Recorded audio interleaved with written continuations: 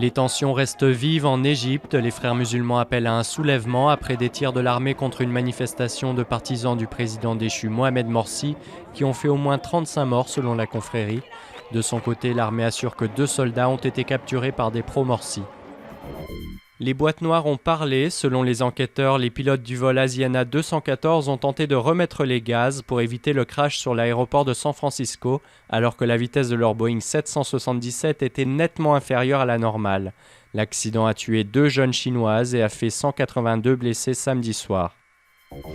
L'incendie est enfin maîtrisé à Lac-Mégantic. Les pompiers canadiens sont venus à bout dimanche soir des flammes provoquées par l'explosion d'un train transportant du pétrole dans le sud du Québec.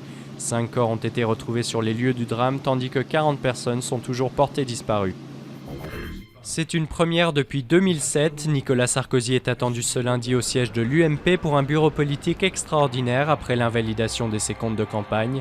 Les proches de l'ancien président tentent de minimiser sa venue. Brice Hortefeux n'y voit qu'un témoignage de solidarité, pas un retour en politique. Ils sont des milliers à braver les cornes des taureaux. Pamplune en Espagne accueille jusqu'à dimanche des coureurs du monde entier à l'occasion des fêtes de la Saint-Firmin. Tous les matins à 8h, les organisateurs libèrent 6 taureaux dans les rues de la ville.